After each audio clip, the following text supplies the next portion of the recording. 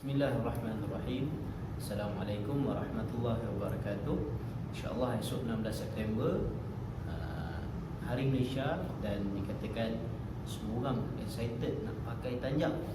Jadi sebelum kita excited nak pakai tanjak, izinkan saya kongsikan sedikit beberapa perkara tentang pemakaian tanjak. Jadi yang pertama sekali, anda dah beli tanjak, pastikan anda kenal tanjak apa yang anda nak pakai. Tanya dengan pengarang atau penjual tanjak anda apa jenis tanjak yang anda akan pakai. Itu penting. Yang kedua, kena faham bahawa dalam pemakaian tanjak ini dia tidak lari daripada adat dan adat istiadat. Apa beza dua ni? Baik, adat merupakan perkara yang dibuat hari-hari. Kita pakai macam tu hari-hari, itulah pakaian sehari-hari, itu dinamakan adat.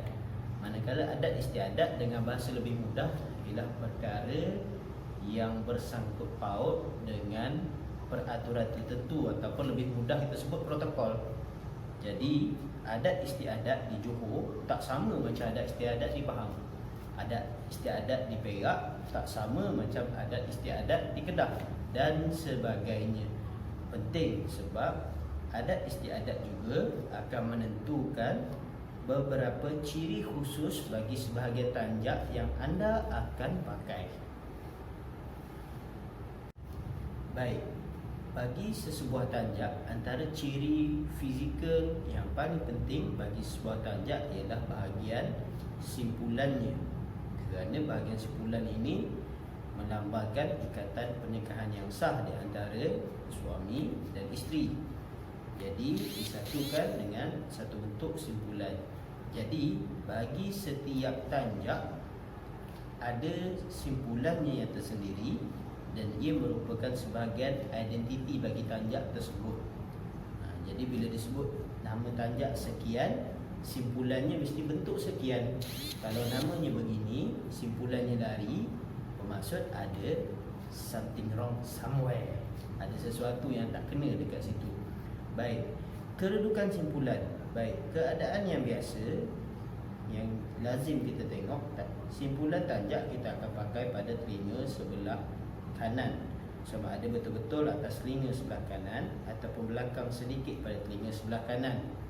Akan tetapi dalam beberapa majlis yang melibatkan adat istiadat tertentu, kadang-kadang simpulan tanjak diletakkan di bahagian telinga sebelah kiri.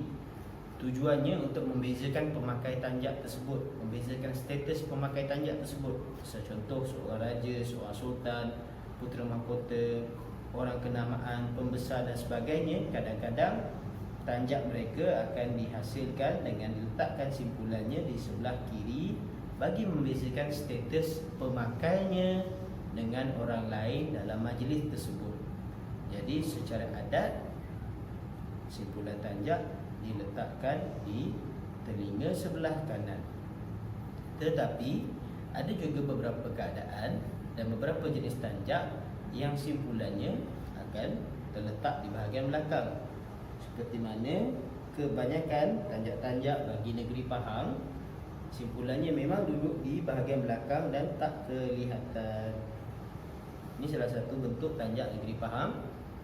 Tanjaknya, simpulannya duduk di belakang, tak kelihatan. Baik. Selain daripada kedudukan yang biasa tadi, kedudukan simpul ini juga membawa pengertian yang berbeza-beza. Baik, kalau yang tadi kita terangkan daripada perbezaan adat dan adat istiadat. Baik, kalau katakan tanjak itu biasanya yang simpulannya dipakai di sebelah bahagian sisi, kita bawakan simpulan itu ke belakang, bermaksud memberi isyarat bahawa orang yang memakai tanjak tersebut dalam keadaan berjaga-jaga untuk melakukan serangan, ataupun orang tersebut mempunyai niat yang tidak baik, bersedia untuk menyerang dan sebagainya. Jadi kita tak boleh pakai simpulan di bahagian belakang tanpa sebab yang munasabah, walaupun dalam latihan, kecuali pada keadaan yang kita sebut tadilah. Kalau tanjak tu memang tanjak yang simpulannya duduk di belakang. Demikian juga kalau kita alihkan simpulan ini yang sepatutnya duduk di belakang, kita alihkan ke bahagian hadapan. Ini juga satu perkara yang tidak wajar, sebab kebiasaannya yang pakai tanjak simpulan di hadapan ini adalah golongan penglipu lara. Tetapi apabila kita pakai berjumpa dengan orang-orang yang tertentu, misalnya guru kita ataupun pembesar ataupun sultan, dengan keadaan simpul dihadapkan ke hadapan, itu membawa perlambangan kita bersikap tidak sopan, ataupun dengan bahasa lebih mudah, bersikap kurang ajar. Jadi berhati-hati dalam di mana kita nak letakkan simpulan tanjak yang kita pakai. Baik, bercerita pula tentang pemakaian tanjak. Jadi tanjak ni tak sama macam songkok, tak sama macam kopiah. Kalau kita pakai songkok, katakan ini songkok, ini tanjak. Tapi katakanlah kalau kita pakai songkok ataupun kopiah, kebiasaannya kita akan sarungkan sepertiga daripada kepala kita ditutup dengan kopiah ataupun songkok. Sedangkan tanjak kita tak pakai demikian. Jadi cara untuk kita pakai tanjak, pertama sekali kita sukat daripada kening. Ini kening. Kalau ada orang tak kenal kening, maksudnya dia pening. Letakkan 2 jari, sekadar-kadar 2 jari daripada atas kening. Jadi sarungkan dulu tanjak daripada depan, daripada dahi, kemudian bawa ke belakang dan selaraskan. Jadi bahagian tapak ataupun bawah tanjak ini dia akan selari sama saja. Kalau tengok daripada tepi, dia akan sama. Dia tidak akan terjungkit ke belakang ataupun terjungkit ke depan. Dan simpulannya duduk di tempat yang sepatutnya. Jadi itu antara cara pemakaian tanjak yang baik. Dan antara cara yang dibenarkan pakai tanjak ialah apabila kita sengitkan sedikit tanjak ini sama ada ke sebelah kiri ataupun ke sebelah kanan, iaitu disebut sebagai adat desta tele, membawa maksud pemakainya seorang yang pemurah. Jadi kalau waktu berhari raya pakai tanjak, hati-hati kalau disingitkan tanjaknya.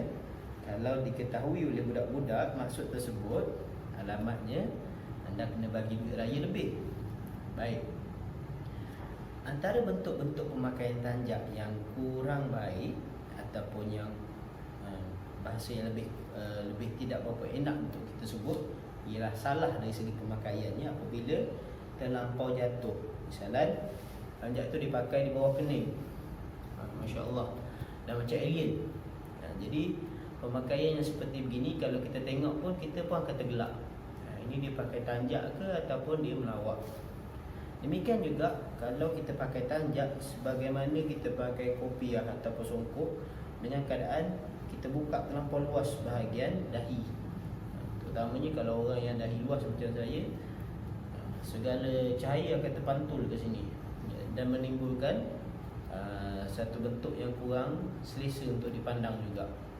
Jadi anda bandingkan keadaan apabila kita pakai tanjak dengan cara yang sebetulnya, dia akan menaikkan seri pemakainya, berbanding kalau pakai dengan cara yang salah macam ni ataupun begini.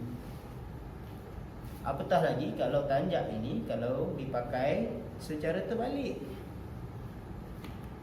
Jadi itu sedikit sebanyak yang dapat kita kongsikan tentang bertanjak. Jadi saya ucapkan selamat bertanjak kerana orang yang memakai tanjak, dia memperakui bahawa tanah ini, tanah yang dipijak ini adalah tanahnya orang Melayu. Hadza wabillahi taufiq. Assalamualaikum warahmatullahi wabarakatuh.